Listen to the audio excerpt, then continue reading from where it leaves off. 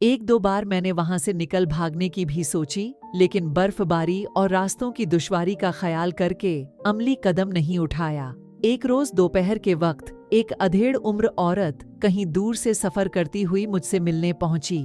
वह थी तो वहीं कहीं की रहने वाली, लेकिन लिबास और रंग ढंग से देहातिन नहीं लगती थी। हाथ में सोने की चूड़ियां और अंगूठियां उसकी संपन्नता प्रकट करती थी। अन्य श्रद्धालुओं की तरह वह भी अपना एक दुखड़ा लेकर आई थी। तन्हाई में उसने फरियाद की कि उसके बेटे की शादी को 1 साल हो चुका है, लेकिन औलाद की उम्मीद नहीं बंधी। इस सिलसिले में उसे कोई इंस्टेंट किस्म के तावीज की जरूरत थी। मुझे औरत में कुछ दिलचस्पी महसूस हो रही थी, इसलिए दरवेशाना अंदाज में मैंने पूछा, माए, कहाँ से आई हो? उसने एबटाबाद के एक करीबी इलाके का नाम लेकर बताया कि वहाँ उसकी जमीनें वगैरह हैं। यह जगह वहाँ से कोई 20 मील पूर्व की ओर थी। औरत पहाड़ी रास्ते से आई थी, जो सड़क की अपेक्षा बहुत शॉर्टकट था। औरत की बातों से मैंने अंदाजा लगाया कि उसका बेटा पढ़ा लिखा है और जमींदारी के अलावा अपने जंगलात से भी उसे काफी आमदनी है।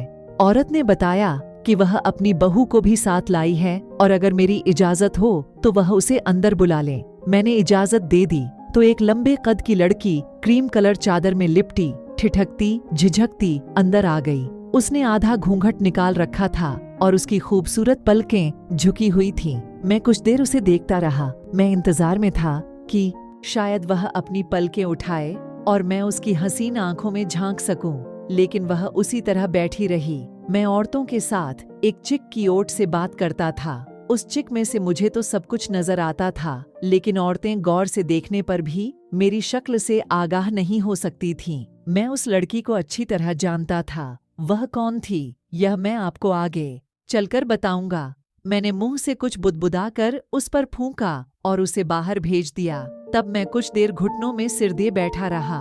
अधेड़ उम्र औरत सम्मान के आवेश में पत्थर की तरह निश्चित बैठी थी। मेरी समाधि लंबी हो गई तो वह याचना से बोली, सरकार कोई तावीज लिख दे, मेरे बच्चे की खुशियां पूरी हो जाएं। मैंने सिर उठाया और गंभीर स्वर में पूछा, माई, तावीज चाहिए या फायदा? वह गिड़गिड़ा कर बोली, फायदा मेरे सरकार, फायदा। मैंने कहा, तो फिर मुझे साथ चलना होगा। यह काम इतनी जल्दी होने वाला नहीं, कम से कम 8-10 रोज लगेंगे। औरत का चेहरा खुशी के दमक उठा।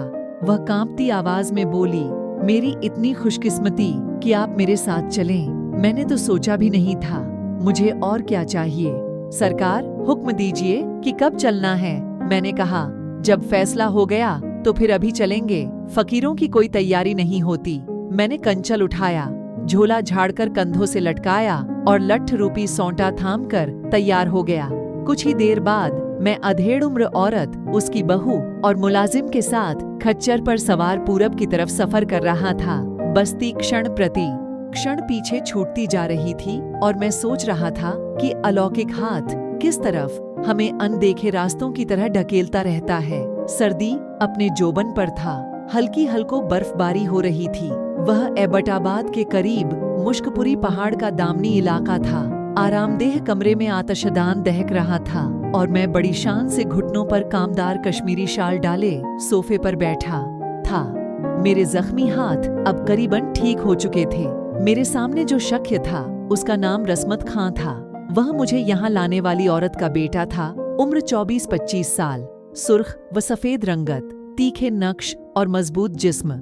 उसे देखते ही फिल्मों के रूमानी हीरो का तस्वुर ज़हन में आता था।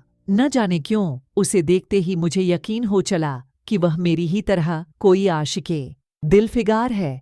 रस्मत खां से मेरी यह पहली मुलाकात खासी लंबी और उत्साहजनक रही। समझने की कोशिश कर रहा था कि प्रकट में या स्वस्थ और संतुष्ट जोड़ा औलाद की नेमत है, वचित क्यों है। बातों बातों में मैंने रस्मत खां का अपने ढप पर लाने की कोशिश की तो वह बुरी तरह बिदक गया। उसके अंदाज ने मुझे समझा दिया कि वह इस विषय पर कोई बातचीत नहीं करेगा, लेकिन फिर भी उसका यह गुरेज देर तक कायम नहीं रह सका। मेरे आगमन के ठीक चौथे दिन उसी कमरे और उसी आतशदान के सामने वैसी ही बफारनी रात में बैठे हुए उसने धीरे धीरे इस राज पर से पर्दा उठाना शुरू किया। अब तक वह मुझसे खासा बेतकल्लुफ हो चुका था और शायद मानसिक तौर पर मुझसे कुछ प्रभावित भी था।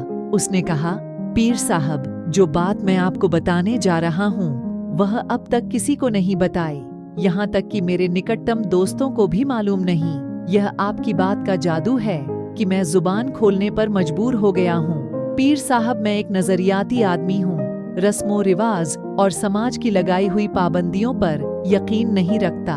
अपनी वालिदा के बेपनाह इसरार पर मैंने शादी जरूर कर ली थी, लेकिन अपनी बीवी से कभी मेरे मियाँ बीवी के ताल्लुकात कायम नहीं हुए। रस्मत के इस रहस्योद्घाटन ने मुझे हैरान कर दिया। मेरे ओंगे बोंगे ताबीज तो एक तरफ, अमेरिका के डॉक्टर भी सीधे तौर पर मिसेस रस्मत खां की गोद हरी नहीं कर सकते थे। पूछा, लेकिन क्यों? रस्मत ने एक लंबी और गहरी सांस ली, अपने सामने आतशदान के शोलों को घूरकर एक सिगरेट का कश लिया और बोला, पीर साहब, मुझे एक लड़की से बेपनाह मोहब्बत थी। उसका नाम दरखो है। वह चंदाल कबीले के सरदार बाज खां की इकलौती लड़की है। वह यहाँ से 4-5 मील दूर पूरब की तरफ तराई में रहते हैं। आबी नाले के पार की सारी जमीनें उनकी हैं। हमारी पहली मुलाकात आज से कोई 4 साल पहले हुई थी। मैं एक दोस्त की बारात के साथ बाज खां के गांव गया था। बस वहीं उससे मुलाकात हुई और मेरे दिल का रोग उसके दिल का रोग बन गया। उस खूबसूरत इलाके की भूल भुलैयों में हमारी मोहब्बत जवान होने लगी। हमने साथ जीने मरने की कस्में खाई और एक दूसरे के लिए सब कुछ कुर्बान करने की सौगंध ली। मेरे मरहूम वालिद पर मेरा यह राज खुल चुका था। वह समझते थे कि मैं आग से खेल रहा हूँ और जब भी सरदार बाज खां को इस चक्कर का पता चला, वह एक मुसीबत खड़ी कर देगा। लेकिन ऐसा हुआ नहीं। एक वक्त आया कि दरखों के घरवालों को हकीकत का पता चला गया। फिर भी सरदार बाज खां ने कोई प्रतिक्रिया जाहिर नहीं की। वैसे भी वह पढ़ा लिखा रोशन ख्याल शख्स है। उसने मरहूम वालिद साहब की तरफ दोस्ती का हाथ बढ़ाया और यह बात जाहिर की कि वह बच्चों की ख्वाहिशों को पेशे नजर रखते हुए यह रिश्ता कर सकता है। मेरा ख्याल था कि अब वालिद साहब फौरन हामी भर लेंगे। यह रिश्ता हर तरह से हमारे लायक था। लेकिन जब उन्होंने अपनी राय कायम रखी और उन्होंने कहा कि सरदार बाज खां की बेटी से तुम्हारा कोई जोड़ नहीं, तुम आला तालीम याफ्ता हो और वह इस मिवार पर पूरी नहीं उतरती, फिलहाल तुम अपनी तालीम पर ध्यान दो और अपने पैरों पर खड़े होने की कोशिश करो। वालिद साहब के रवैये से मुझे इतनी सख्त चोट लगी कि मैं लॉरेंस कॉलेज में पढ़ाई अधूरी छोड़कर एक दोस्त के साथ तफरीही सफर पर बाहरी मुल्क निकल गया। कोई 6 माह हम यूरोप के विभिन्न मुल्कों में घूमते रहे। इस दौरान मुझे यह जानलेवा खबर मिली कि ट्रैफिक के एक हादसे में वालिद साहब का इंतकाल हो गया है। मैं फौरी तौर पर वतन वापस पहुंचा। नाथिया गली से एबटाबाद जाते हुए वालिद साहब की टोयोटा कार एक गहरी खाई में गिरकर स्वाह हो गई थी। वालिद साहब के अलावा उनका ड्राइवर भी हादसे में हलाक हो गया था। इस हादसे ने कई माह तक मेरे हवास उड़ाए रखे। आखिर धीरे धीरे मुझे कारोबार की तरफ ध्यान देना पड़ा। मुझे स्वच्छंदता और बेपरवाही का चलन छोड़कर जिम्मेदारी का बोझ कंधों पर उठाना पड़ा। 3-4 माह की सख्त मेहनत के बाद मैंने अपने कारोबार को संभाल लिया। जिंदगी कुछ नॉर्मल हुई तो ध्यान अपने आप दरखों की तरफ जाने लगा। हालांकि इस हादसे से पहले सरदार बाज खां से मेरे रिश्ते की बात चल रही थी, लेकिन हादसे के बाद उसने एक बार भी मुड़कर हमारी खबर नहीं ली थी। एक रोज मैं एक कारोबारी मामला लेकर सरदार बाज खां के यहाँ पहुंचा और इस बहाने दरखों ने मिलने की कोशिश की। उससे मुलाकात भी हुई, लेकिन यह जानकर मैं दंग रह गया कि वह बिल्कुल बदल चुकी है। उसने कहा, रस्मत, हमारी राहें जुदा हो चुकी हैं। मुझे अपने वालिदैन की इज्जत जान से ज्यादा प्यारी है और उन्हें अब तुम्हारा मुझसे मिलना पसंद नहीं। बेहतर है आइंदा कभी इस गर्द से हमारे यहाँ न आना। मैंने उसे समझाने की बहुत कोशिश की, लेकिन वह मुंह फेर कर चली गई। मैं भी अपना सा मुंह लेकर वापस आ गया। शुरू में मेरा ख्याल था कि दरखों और उसके घरवालों की यह बेरुखी देर तक कायम नहीं रहेगी और हालात जल्दी ही नॉर्मल हो जाएंगे। बाप के बाद अब मैं माँ को भी खोना नहीं चाहता था। उन्हें कोई सदमा पहुंचाने के बजाय मैंने सारे सदमे अपने दिल पर झेल लिए और मेरी शादी हो गई। पीर साहब, अब मैं आपको यह बात बताने जा रहा हूँ जो इस सारे वाकया में आपको अजीब तरीन लगेगी और जिसके बारे में मैंने आपकी शुरू से इशारा दिया था। आप इसे मेरी रोशन ख्याली भी कह सकते हैं, पागलपन भी, और समाज से खुली बगावत का नाम भी दे सकते हैं। मैं आपको सीधे सच्चे लफ्जों में बताऊंगा कि शादी से पहले ही मुझे किसी तरह मालूम हो चुका था कि मेरी बीवी किसी और की मोहब्बत का दम भरती है। सुहागरात को उसका घूंघट उठाकर मैंने कहा था, मोहतरमा, अकेली तुम ही गुनाहगार नहीं, मैं भी गुनाहगार हूँ। मैंने उसे बता दिया कि मैं एक आशिक नामुराद हूँ और मेरा दिल किसी और की मुद्री का जुगनू है, बिल्कुल उसी तरह जैसे उसकी सोचें किसी और के तसव्वुर से बंधी हुई हैं। मैं उसकी रूह को छेद रहा था। जब वह सब कुछ सुन चुकी तो मैंने नरमी से कहा, अजीज, हम दोनों एक ही कश्ती के सकर हैं। सिगरेट का एक लंबा कश लेकर रस्मत खां ने धुआं छोड़ा और कुर्सी से टेक लगा ली। अंदाज से जाहिर था कि वह अपनी बात पूरी कर चुका है। कुछ देर गंभीर खामोशी छाई रही। फिर मैंने पूछा, रस्मत, यह सूरत हाल कब तक जारी रहेगी? तब तक जब तक कि कोई अनहोनी नहीं हो जाती पीर साहब। अनहोनी की ख्वाहिश आखिरी हिचकी तक इंसान के सीने में दफन रहती है। मैं भी किसी अनहोनी के इंतजार में हूँ। शायद कुछ हो जाए, शायद। मैंने पूछा, दरखो अब कहाँ है? अपने बाप के घर। अभी उसकी शादी नहीं हुई। कभी मुलाकात हुई? नहीं, कभी नहीं। तुम्हारी शादी के बाद उसके ख्यालात में क्या तब्दीली आई? कुछ मालूम नहीं। क्या तुमने कभी मिलने की कोशिश की? एक आध बार, लेकिन नाकामी हुई। उसे भूल सकते हो? नामुमकिन बात है पीर साहब। अच्छा, एक बात बताओ, उसकी अचानक बेरुखी की क्या वजह हो सकती है? मेरे इस सवाल पर रस्मत खां सीधा होकर बैठ गया। यही वह पहेली है पीर जी, जो किसी तरह हल होने में नहीं आती। मेरे बाहरी मुल्क जाने से पहले वह हर तरह मेरे साथ थी। सरदार बाज खां भी मुझे बेटा कहता था। अच्छा, अब तुम क्या चाहते हो? कुछ मालूम नहीं? कोई अनहोनी? शायद। मैं कुछ देर गहरी नजरों से उसकी तरफ और वह मेरी तरफ देखता रहा। मैं उसके जज्बात से आगाह था, लेकिन शायद उसे मेरे दिल का हाल मालूम नहीं था। मेरे अंदर एक उमंग पैदा हो चुकी थी, उसकी मदद करने की उमंग। मैं वियोग की यातना छक चुका था और अब रस्मत खां की यातनाओं को समझना मेरे लिए कई मुश्किल नहीं था। मैंने ठहरे हुए लहजे में कहा, रस्मत, मैं तुम्हारी मदद करना चाहता हूँ। अचानक रस्मत खां की ख्वाब देखती आंखों में उम्मीद के दिए जल उठे। सरदार बाज खां को जब पता चला कि एक फकीर कहीं से आया है और दोपहर से उसके घर के सामने धरना मारे बैठा है, तो वह खुद मुझसे मिलने चला आया। गंजे सिर और धनी मूंछों वाला वह एक लंबे कद का शख्स था और उसका रंग ज्यादा सफेद नहीं था और जबड़ों और कनपटियों की बनावट उसे एक कठोर शख्स जाहिर करती थी। उसके कंधे से एक रिवॉल्वर लटक रहा था। 2 बॉडीगार्ड किस्म के आदमी उसके साथ थे। पहले तो उसका कुरख्त चेहरा देखकर मुझे अपनी पीरी फकीरी खतरे में नजर आई, लेकिन जब उसने झुककर हाथ मिलाया और उसके बाद अपने भद्दे हाथों को अपने ज्यादा भद्दे चेहरे पर मला, तो मेरी जान में जान आई। कहाँ से आए बाबा? उसने श्रद्धा से पूछा। मैंने दूर मीरा जानी की चोटियों की तरफ इशारा किया, जैसे सीधा वहां से स्केटिंग करता हुआ प्रकट हुआ हूँ। मेरे अंदाज ने उसे और भी प्रभावित कर दिया। वह बड़े आदर से मुझे उठाकर अपने हवेली नुमा मकान में ले गया। यह एक विशाल अहाता था, जिसकी एक तरफ मर्दान खाना और दूसरी तरफ जनान खाना था। मर्दान खाने के कमरे चौड़े थे। वहां जहाजी साइज की चारपाइयां बिछी थीं और छोटी चिलम वाले हुक्के रखे थे।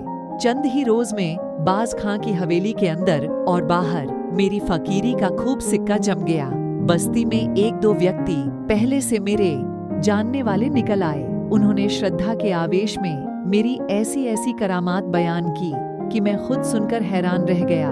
बल्कि कई बार तो दिल चाहा कि खुद ही अपने हाथ चूम लूं। अब मैं आजादी से मर्दाने और जनाने में कदम रख सकता था। जनाने में दूसरी औरतों के अलावा बाज खां की 2 बीवियां और उनके बच्चे भी थे। उन बच्चों में लड़की एक ही थी, यानी दरखो। मैं उसे पहली ही नजर में पहचान गया था। वाकई वह लाखों में नहीं तो हजारों में एक जरूर थी। रस्मत खां का उस पर मोहित होना समझ में आता था।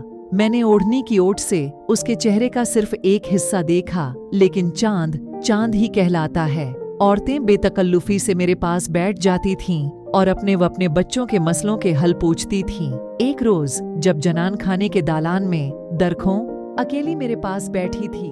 मैंने पलकें उठाकर उसकी खूबसूरत आंखों में झांका और नाटकीय स्वर में कहा, तेरे मन पर रोग का साया है, किसी को चाहती है न तू? दरखों के चेहरे पर रंग सा आकर गुजर गया। फिर उसने कांप कर सिर झुका लिया। मैंने कहा, उसका नाम अर से शुरू होता है और अद से। तुम दोनों का मेल हो सकता है, लेकिन थोड़ी सी हिम्मत की जरूरत है। नहीं पीर साई, वह मर जाएगा, दरखों ने तड़प कर कहा। फिर अपनी बेसाख्तगी पर खुद ही पशेमान होकर सिर झुका लिया। क्यों मर जाएगा? मैंने बेपर्दी छोड़ी।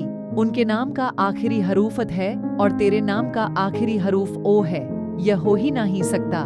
दरखों ने सजल नजरें उठाकर मुझे देखा, फिर हाथ जोड़कर धीमी आवाज में बोली, पीर साई, बस दुआ करें कि अल्लाह मेरे बाप को सीधे रास्ते पर चलाए, उनकी मुश्किलों को आसान करें। मैंने मस्ती में सिर हिलाकर दाएं बाएं झूलना शुरू किया। मुश्किलें आसान होंगी बच्चा, जरूर होंगी, लेकिन मुश्किलें बहुत हैं। हर काम बारी पर होगा। तू बता, पहले कौन सी मुश्किल आसान कराना चाहती है? दरखों के होंठ थरथराए। वह कुछ बताना चाहती थी, लेकिन फिर रुक गई। वह मेरी उम्मीद से ज्यादा ज़हीन थी। बात बदलकर बोली, पीर साई, आप तो सब कुछ जानते हैं। बाज खां का रहन सहन देखकर कोई सोच भी नहीं सकता था कि उस शख्स के किरदार का कोई अंधेरा पक्ष भी है, लेकिन दरखों के एक फिक्रे ने मुझे बहुत कुछ सोचने पर मजबूर कर दिया था। दरखों के इस फिक्रे से जाहिर था कि वह अपने बाप को सीधे रास्ते पर नहीं समझती। फिर वह टेढ़ा रास्ता क्या था? यही बात मेरी सोचने की थी। आखिर क्या वजह थी कि दरखों ने रस्मत खां की मौत का खौफ जाहिर किया था? क्या इस खौफ का ताल्लुक किसी तरह बाज खां के टेढ़े रास्ते से था? बहुत से सवाल जहन में सरसराने लगे। बाज खां के साथियों में एक शख्स ऐसा था जिस पर शुरू से मुझे कुछ शुबहा सा था। उस नौजवान का नाम मीराजान था। सुर्ख व सफेद रंगत और चौड़े चकले जिस्म वाला यह नौजवान बाज खां का दामाद था। मुझे यहाँ आकर पता चला था कि मीराजान से दरखों का रिश्ता होने वाला था। बाज खां के चाल चलन पर शक होने के बाद मैंने मीराजान पर कड़ी नजर रखनी शुरू कर दी और मेरे लिए यह काम मुश्किल भी नहीं था। एक मस्त हाल फकीर की हैसियत से मैं बाज खां की हवेली में हर जगह दंदनाता फिरता था। मेरे हुलिये और रंग ढंग ने किसी शुबहे की गुंजाइश ही नहीं छोड़ी थी। कोई 8-10 दिन के बाद का वाकया है। रात के 10-11 का वक्त होगा। मैं हवेली के हुजरे यानी बैठक की बगल में एक छोटे से कमरे में लेटा हुआ था। मेरे सिर पर एक छोटी सी खिड़की थी जो हुजरे में खुलती थी। हुजरे में 2-3 व्यक्ति लेटे हुए थे। उनमें मीराजान भी था। शायद उन्होंने कोई नशा वगैरह कर रखा था। बहकी बहकी बातें कर रहे थे। कल मुझे मीराजान के पास एक सेकंड हैंड जीप नजर आई थी। शायद उसी के बारे में बात हो रही थी। कुदरत खां ने कहा, वैसे यार, गाड़ी तुझे अच्छी मिल गई है किस्मत से, लेकिन संभाल कर चलाना, तू मदहोश है और रास्ते बड़े खराब हैं। मीराजान ने शायद उसे घूर कर देखा था। जो कुदरत खां की आवाज आई, यार, अब मैं गाड़ी की बात कर रहा हूँ, तू ख्वाहम ख्वाह दूसरी तरफ जा रहा है। कसम से मेरा मतलब यही था। तीसरे दोस्त की आवाज आई, भाई, इस बात का तो मैं भी गवाह हूँ। मीरा अच्छा ड्राइवर है। कुदरत ने कहा, बस एक बार उसने गलत ड्राइविंग की और मारा गया बेचारा रस्तम का बाप। फिर एक कहका पड़ा। ये कहका एक धमाके की तरह मेरे कानों में गूंजा। जहन में आंधियां सी चलने लगी। कुदरत खां का अर्थपूर्ण स्वर एक खास दिशा की तरफ इशारा कर रहा था। इससे पहले रस्मत ने मुझे बताया था कि उसका बाप नथिया गली से एबटाबाद जाते हुए जीप के हादसे में हलाक हो गया था। तो क्या उसकी मौत में बाज खां का कोई हाथ था? अंदर होने वाली गुफ्तगू कुछ देर जीप और दरखों के गिर्द घूमती रही। फिर तीनों दोस्त खामोशी से सो गए। मीराजान के रोजमर्रा के काम कई दिनों से मेरी नजर में थे। वह हर दूसरे तीसरे दिन दोपहर के खाने के बाद जीप लेकर किसी तरफ निकल जाता था। वह हमेशा अकेला जाता था और उसकी वापसी अगले दिन दोपहर के वक्त होती थी। मैं देखना चाहता था कि वह कहाँ जाता है। आज दोपहर जब वह अपने रहस्यपूर्ण सफर पर रवाना हुआ तो मैं पहले से उसकी ताक में था। ज्यों ही गाड़ी हवेली से निकलकर करीबी दरख्तों में आई, मैं उचककर पिछले पायदान पर सवार हो गया था और अब हमें ऊंचे नीचे रास्तों पर सफर करते करीबन 2 घंटे हो चुके थे। मैं सोचने लगा कि अगर मैं वाकई मस्त हाल फकीर होता और अपनी तरंग में उस पायदान पर आ बैठा तो मीरा जान की अंधाधुंध ड्राइविंग मुझे उतरने का मौका दिए बगैर कहीं से कहीं पहुंचा देती। तकरीबन 5 बजे गाड़ी एक खुश्क आभी नाले में से गुजरी और घने दरख्तों में रोकी। गाड़ी के रुकते ही मैं पायदान से उतरा और गुदड़ी संभालता हुआ देवदार के एक तनावर दरख्त की ओट में जा छुपा। इंजन अभी बंद नहीं हुआ था और मुझे अंदेशा था कि मीरा जान फिर रवाना न हो जाए। जब इंजन बंद हुआ तो मुझ कुछ इत्मीनान हुआ। कुछ खटपट की आवाजें आईं, फिर गाड़ी का दरवाजा खुला और बंद हुआ और खुश्क पत्ते कदमों के नीचे चरचराने लगे। मैंने तने की ओट में देखा मीरा जान तेज कदमों से एक तरफ जा रहा था।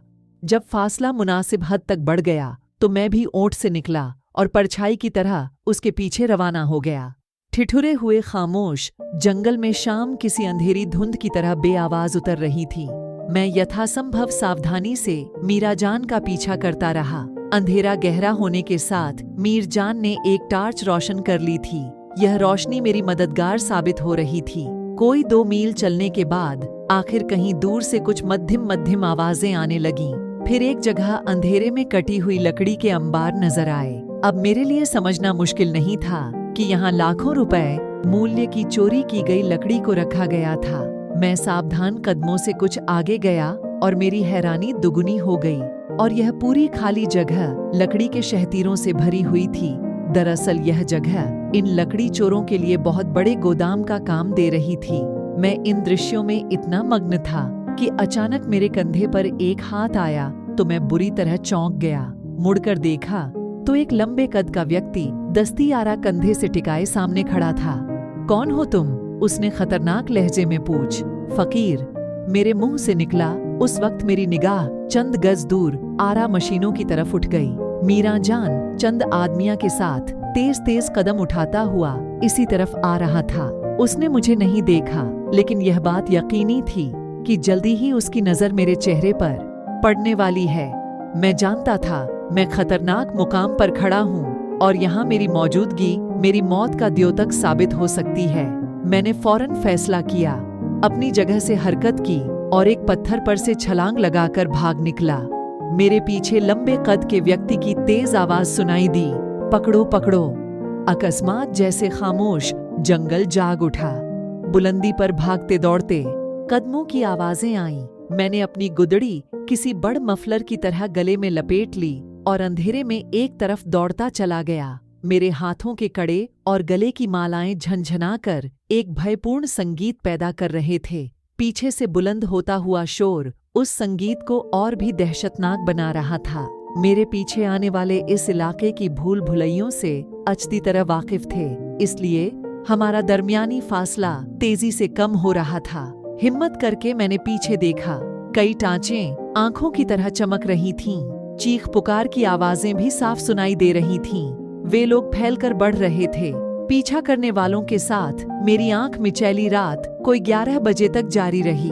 ऊंची नीची घाटियों और घने दरख्तों में यथासंभव तेजी से दौड़ते हुए मैंने कोई 5 मील का सफर तय कर लिया। लेकिन उस वक्त जब मैं एक बस्ती के बिल्कुल करीब पहुंच चुका था, तब मुझे यकीन हुआ कि मैं बच गया। रात के करीब 12 बाज रहे थे। अचानक मुझे करीब ही कहीं आहट सी महसूस हुई। बाज खां खतरे की बू सूंघकर यह अड्डा खाली कर चुका था, लेकिन वहां ऐसी शहादतें बाकी रह गई थीं, जिनसे पुलिस को बाज खां के एक और ठिकाने का सुराग मिल गया।